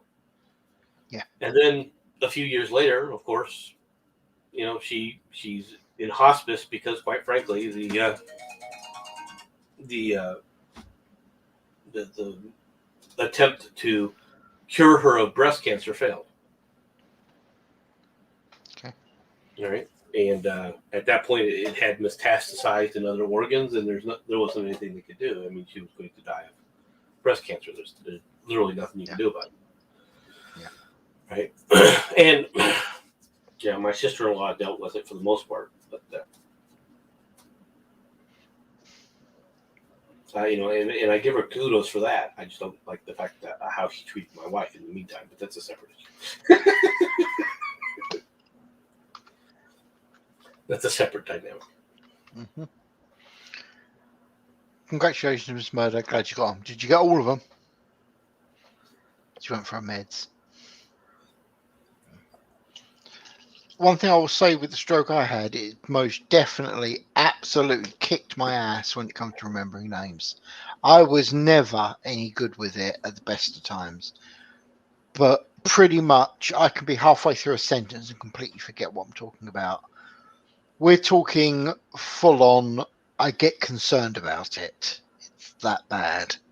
Yeah, no, I understand. That is one of the problems. It does affect your brain. It does affect your brain chemistry and your brain and memory and so forth. But or it can. Let me rephrase that. Yeah. The tendency. Notice the word. The tendency is short-term memory loss is increased. Right. Oftentimes, long-term memory is not affected, but many times short-term memory you have short-term memory loss until your body can adjust to the new dynamic, right, of how it works, right? Mm-hmm. Because your brain will adjust over time, but it's going to take time, and it doesn't preclude anything else from happening. That's the sad part, right? And strokes can happen for a lot of reasons, right? One of the most damaging aspects of it is the strokes happen because stroke took my grandma. I miss her and love her. And love how she ended it off. Final words was to flip off the family and smirk. You gotta love that.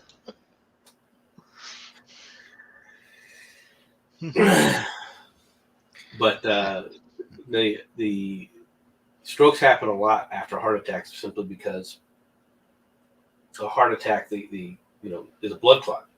Yeah. Right. And so they give drugs to break up the blood clot. The problem with doing that, though,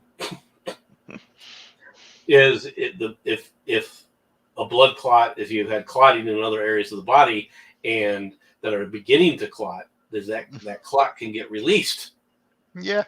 And float around and then end up in a small part of the brain and boom. It's good, isn't it? Well, okay, it's not good, but you know what I mean. It's interesting, isn't it? I've got to stop using the word good when actually saying this. I really do. Well, good's a relative term. We were talking about relativity earlier. True, and technically we are talking about it happening to me, so I'm actually allowed to use the term good in this equation, even if there are one or two people out there that would disagree. Not many, I have to say. Yeah, well, you're allowed to say what you want anyway. But to be honest with you, no, actually, you're now an authority on the subject. Technically, you are not necessarily wrong with that statement, but based on country, no, we still don't actually have the old free speech that you guys pretend you have over there. Yeah, I did say pretend. No, I don't care what I said. Hey, any day you want to lose that argument with me, I am totally cool. But you have paperwork to say that you should have freedom of speech. I am 100% with that. But you don't. Whereas we don't have the paperwork saying we have freedom of speech, and we possibly have better freedom of speech than you guys do, which is weird. Don't bring Scotland into this statement. They are not part of Britain. They are an accident living above us, the same way you treat the Canadians. No, you're not getting away with that one. No, we have nothing to do with Scottish. They want independence. Bye. You are more Canadian. You have more to do with the Canadians than we do, dude. Let's be perfectly frank here. You're attached. You can't put the freaking Canadians on us at all, number one. And number two is you can't claim nothing for Scotland that they don't exist in Britain. We just wish they didn't exist. There is a big ass difference. And I will remind you, sir. They are part of the British Isles. They send MPs, right? Yeah, no, that part is true. But then again, Canada is part of the North American continent. Yeah, I worded that very carefully. That's a landmass. Okay, that's just a landmass. It's nothing more than a piece of dirt.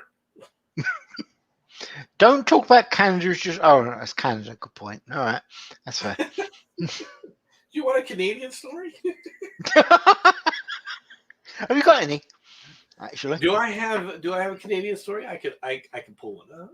No, go for it. Why not? Let's take people out of Canada. I know they do. That's just because they're not entirely stupid. Hell, you guys would have if it weren't for that little issue back in 1776.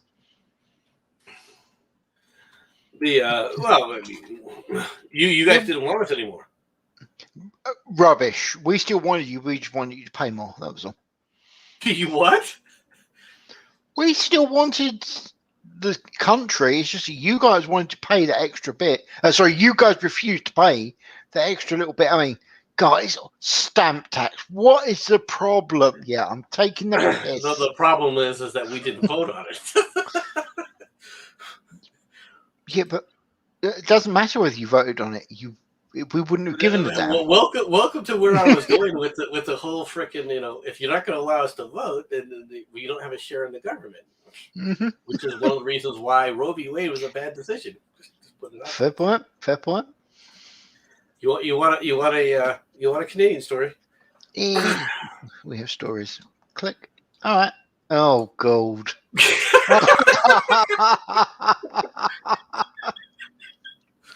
Trudeau forced to defend the pandemic election during his first French language debate.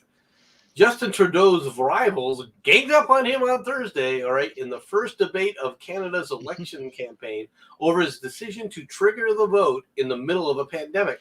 Canadians have seldom punished prime ministers in the voting booth for calling an early election, but the Liberal leader's move is still dogging him on the campaign. On September 20th, the vote will take place as concerns mount about the fourth wave of COVID-19 pandemic. I thought Canada did it right. How are they having a fourth wave? By the way, MC, if you take it back up to that picture at the top, just for a split, so that bit in the middle, that means shoot here with the bomb. It's just so you know where to go. Okay. Shoot the Sikh? Is that what you're saying?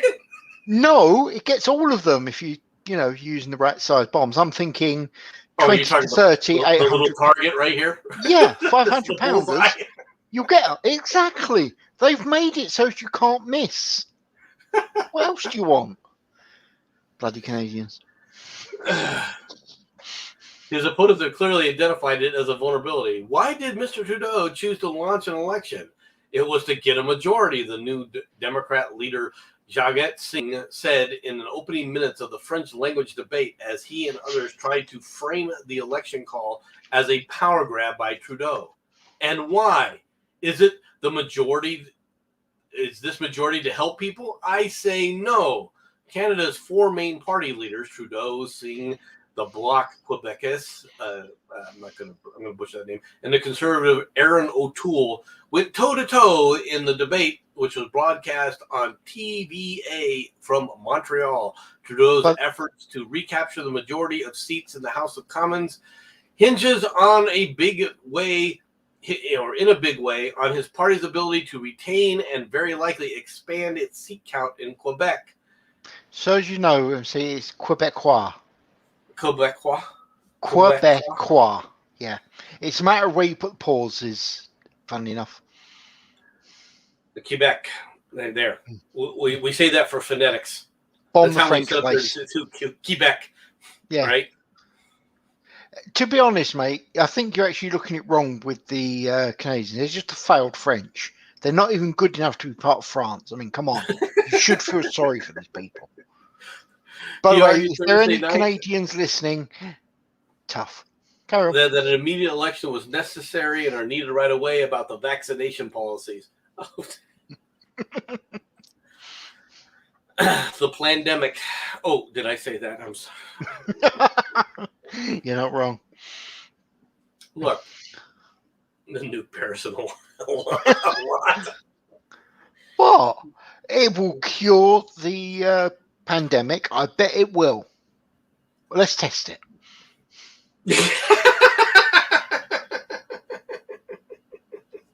Who's with me? I bet there's at least a few out there that are okay. You're making a suggestion. Well, if we did Paris, we can fix things if we just nuke a few countries. Right. A little radiation will cure that right on up. Well, I'm thinking that you fly over towards Afghanistan to turn that into beachfront property, accidentally roll a few out the back of the planes. Whoops, there goes Paris. Oh dear, how sad, never mind. You might as well do Berlin on the way. That way, hey, it's been 100 years. It's been a while. I'm actually okay with bombing Pakistan as well. In all fairness, they're actually causing a lot of the shit show that's going on with the Taliban. So, yeah. Pakistan can go in the dark too. It's a failed nation state. Pakistan is a failed nation state. I know people don't like to hear that, but no. But Pakistani people, they don't think of themselves as Pakistanis. They think of themselves as whatever freaking dynamic that they came from. Dynamic group. Their group identity is more important than their national identity, right? Which is not necessarily a bad thing. Okay, but it can be. Or when you're dealing with the 12th century mentality of those areas. Mm-hmm. Okay, I'm not saying anything that the identity part is wrong. The problem is that how you identify yourself. I'm saying that the problem is you still got a 12th century mentality on how people should live together. Combined with that, yeah, I'm doing my best not to come up with a really unpleasant comment. No, I'm just going to say it because I don't care anymore. Are you telling me that they had corn shops back in the 12th century? Interesting. Corn shops? Corner shops. Trust me, Yorkie will understand that statement. You call it convenience stores. Well, essentially, yeah, they did. What do you think bazaars are? Good point, actually, yeah. No, you actually have a perfectly valid point. All right, I'll take it back. There was me being all racist and everything. Damn. It's there are certain things that are in common. I mean, yeah. Right. Selling is one of them, and unfortunately, selling people is one of them too. But that's where I'm going there. You can't say that. Only white people ever sold people. God, don't you understand what you've been told, MC? Disgusting. First of all, if you want to talk about the Native Americans, all right, how often did they sell their wives and their daughters to other tribes? I think actually, without making silly jokes, though, I would normally go in for silly here, but actually I thought that was a fairly standard way of doing it. In all fairness, Europe weren't much better. Look at the way the royals were selling off their kids to the other royals for marriage just to keep their peace. Please put in air quotes here. Yeah, there was that aspect of it as well. All right, but when you talk about the selling of people sold slaves. Slavery was ubiquitous in humanity. People forget this, all right? Until recent times, until the 1800s. Slavery was the norm around the world. Yeah, I agree with you. But I would like to point out something. Yorkie, you saying about Bomb Bradford. You already said Bomb Pakistan. What? I don't understand. What are you trying to say, mate? You think he's becoming repetitive? Is that what you're saying? It's his old age, him being ancient. I think, what is he, in double figures now? Wow. He's in those teen years. Oh, he's that old. Cool. No, he's actually right. The royal family was like trading Pokemon cards. I mean, it's actually true that technically England can actually claim kinship with basically everywhere in Europe. Technically, not only did we own them because, well, we kicked their ass, but we own them because their ruling council, i.e., their king, queen, etc., is technically related to the British royal family. Well, they can make the same claim. This is true. I mean, you, I reckon, probably know this, but I will point out for everyone else. Did you know during World War One, the whole minor issue with the Germans and the British was literally family having a row? Yeah, well, the families didn't do fisticuffs, though. They let their people do it. That was the bad part. Might as well get the peasants to work. Well, why don't you describe that to everybody? So, and by the way, Yeah. We need to get back to the gasoline and diesel conversation. Oh, But yes, I yes, need to yes. step No, away for a little bit. I'll be right back. yep, no worries. No, like I was saying with the World War One, the Kaiser Wilhelm was actually, I believe, the Queen's second cousin. Oh, sorry, the King's second. Let me get the right one there. Sorry, people. The King's second cousin. So it was literally family arguing. That's the one of the major reasons that the British and the Germans actually had the issues we had. Technically, they, and I'm probably going to regret saying this, they're actually one of the groups that the British could have actually got on the best with out of all of them, amusingly enough. So, just something about World War One might have been avoided if two cousins sat round and shared a beer. That's all I'm saying, all right? Just something that people do need to think about.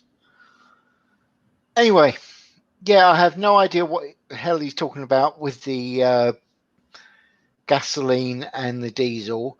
In all fairness, I'm going to go with the simple thing that the diesel was put into the larger vehicles because it uses more of it and therefore it's more expensive and they get more money. But that's just guesswork. I have no freaking idea.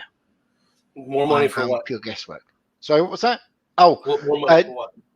diesel in larger vehicles. I'm saying to people, I don't know quite why they do it, but I'm assuming that that's the reason. Okay, for those who don't know, time for a history lesson. Once upon a time, there was a company, and the company was named Standard Oil. Okay. Cough, cough, robber barons. Cough, cough. Not well. There's an aspect to that. We're not going to talk about that right now, though. Yeah. But Standard Oil, right, was the largest oil company in the United States when it came to being in the 1800s. At one point, it controlled 90% of all petroleum in the U.S. Okay? Now, at the same time, you have the rise of the automobile, right? You have the rise of the internal combustion engine. Okay? So why is it that cars use gasoline, but trucks and other things like especially naval ships, right, use diesel, right, or oil? The old oil things turned into diesel engines, right? Mm-hmm. Right. Well, the reason for that goes back to how you change crude okay, into the various petroleum products, right? You have a process called refining, Yes. right? Well, during the refining process, you end up with diesel, you end up with kerosene, you end up with gasoline, right? Mm-hmm. And what happened is Standard Oil was producing diesel and Standard Oil was producing kerosene, all right, for lamps and so forth. Yeah. But they had this other product called gasoline that what were they going to do with it? Okay. Okay. So whenever you refine oil, you're going to have a byproduct. Gasoline is going to be a byproduct. Right? This is one of the reasons why, if you ever take a look at a refinery, they have that big flame going up at the top in the one chimney. That's a byproduct as well. They just don't have anything else to do with it. I love the idea that gasoline is a byproduct. When you work on the way people react about it nowadays. Anyway, sorry, carry on, mate. Carry on. Well, it's a byproduct of refining petroleum. Mm-hmm. All right, you're going to have different grades of product out of the petroleum. And Rockefeller. I'm so glad you worded that, by the way, because a couple of times you very nearly said plutonium, and that just got really, really exciting, really, really suddenly. We'll talk about plutonium another day. Although that is an aspect, because plutonium is anyway. The thing is,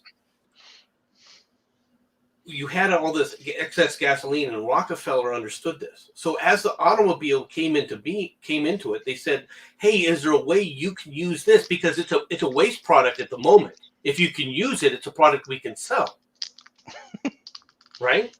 Okay. But it's going to be cheap. It's going to be cheaper than the other petroleum products." And this is the reason why you have diesel versus gasoline, because gasoline was being used in passenger cars, because the manufacturers of cars met with J.D. Rockefeller and determined, hey, yeah, this will work for us, because it was cheap fuel, because it was a waste product at the time. That's why gasoline became so ubiquitous in passenger vehicles. Right? It offers other advantages in passenger vehicles too, but at the same time, if you compare it to diesel, okay, a diesel fuel packs more energy density than gasoline does, a lot more. For example, if you have 8 liters of gasoline, you get the same energy output from 6 liters of diesel. Mm-hmm. All right, diesel's that much more efficient. But if you're making diesel, you'll be making gasoline at the same time. You can't make one without the other. It's not an either or. Does this make sense to you? Yeah. So that's why both products are used. That's why both products are available. Now, why is it that passenger cars today are, obviously many people would look at that, if it's better, why don't I use diesel in my car? As many people in Europe, they have diesel passenger cars. There's not many, but there's a few. Right? There's a reason for that too. And the difference is the catalytic converter now. Yeah. All right. You can't put a catalytic converter. It doesn't work on a diesel fuel due to the byproducts of the combustion. All right, in diesel versus the byproduct of the combustion in gasoline. Gasoline allows for catalytic converters to work. Diesel engines, you cannot use a catalytic converter on. We should put jet fuel in cars. That'd be interesting. Jet fuel will work in cars, actually, in gasoline cars. If it's high enough octane. It'd be interesting, wouldn't it? Well, it depends on the jet fuel. I mean, jet fuel is also, depending upon which grade it is, it might be kerosene, and that wouldn't work real well in your car. True, right? True. These are all products that are created in how this works, but this is why. This is why you end up with gasoline. Gasoline is a byproduct of the refining process. When you refine petroleum, you're going to get several different products out of it because of how the refining works. But that's why you have gasoline in cars. In fact, the internal combustion engine, all right, is much simpler. A diesel engine is much simpler than the internal combustion engine for your standard car that uses gasoline. And it's simpler simply because all you need to create the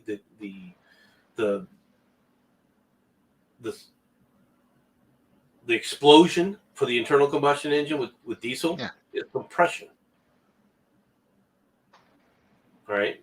That's why if you just turn it over, a diesel engine will immediately start working. You don't need a spark. Oh, okay, to run diesel. You need a spark to ignite gasoline, though. You can compress gasoline as far as you want. It won't ignite unless you sit up there and put a spark to it. Whereas with diesel, you slam it hard enough and it lights. That's one of the big differences. Compression. Did not know that. Okay. Right. It's why do you have in people are like, well, a glow plug does the same thing as a spark plug. No, a glow plug does not do the same thing as a spark plug.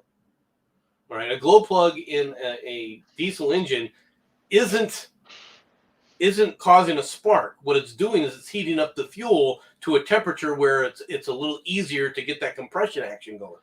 Yeah, it's actually a heater. That's why it's called a glow plug. Makes sense. Right. Yeah. All right. And you don't even need the glow plug. You don't even need to turn the glow plug on most of the time, unless you're in a cold environment, a cooler environment.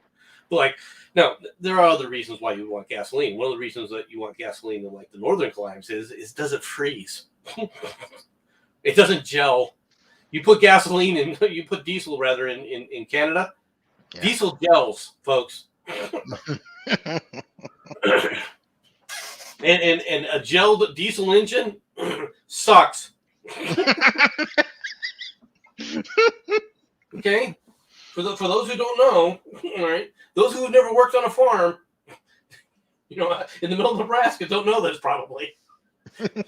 But if you leave your tractor out and you forgot to plug it in at night, right, and it drops down to that 15 degrees, which is what minus 15 for you guys. Yeah. You get minus 15 degrees Celsius and or 15 degrees Fahrenheit, you are in your engine will not start. You might as well drag your tractor into the shed, right? Mm-hmm. And you get the propane heater out and you aim it toward the tractor and you wait a couple hours. Dude, and hopefully it will gotten the internal temperature hot enough to at least get it so you can start the damn thing. You don't need to use Celsius for me. I understand Fahrenheit perfectly. In fact, Celsius, I actually have to stop and think about for a few moments. Okay, seriously, go with Fahrenheit. I am 100% good with it. I really, really am. Yes, but this is what it all comes down to. It's one of the things that one of the reasons why society is the way it is. One of the reasons why things are there's historical context behind it. And why we have gasoline engines is because there was a substance that nobody had a use for, and somebody came up with a good use for it. That happened to be J.D. Rockefeller when he told the automobile manufacturers, "Hey, I got all this crap here. You want to use it?" From Yorkie, I remember hearing in World War II the weather in Russia was that bad that Germans resorted to using lighters to defrost the fuel tanks. You could do that to a degree. You had to be. I mean, you had to be careful because it literally could go. If it gets too hot, you can set diesel on fire, right? But as far as lighters and everything goes, no, you would have to sit up there and take them into areas and keep them warm. This is why all the Canadian trucks and everything, for the most part, all the Canadian vehicles, even your regular cars that work on gasoline, they want you to plug them in. And it's not because the gas part of it, it's the oil part that'll solidify or thicken, let me put it that way. Yeah. That's it. But you can literally, if you get diesel cold enough, it gels. It turns into a gel. It's not even liquid. It's a gel. Did not know that. Interesting. Yeah. For some reason, the pumps don't work on gel. We don't know why. Fair point. All right, we've been going for 2 hours and 4 minutes. do you want to stop here, or do you have anything that you would particularly like to chat about, mate? No. I think we're done. I think that'll be Okay. good. It's a good time to stop. In that case, thank you very much for listening, ladies and gentlemen. I hope you managed to learn something, or if nothing else, weren't too bored. Who knows when MC will be back on? With a bit of luck, we'll see him again tomorrow, but you never bloody know. And goodbye, everybody. Would you like to say goodbye, MC? Good night, everyone. Have a fun storm in the castle.